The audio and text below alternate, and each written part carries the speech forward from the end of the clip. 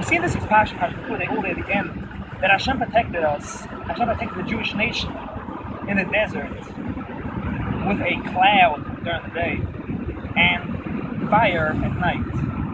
And this ends off that this protection was for all their travels. Whenever they traveled, it protected them. And I believe this is talking about the traveling of today's days.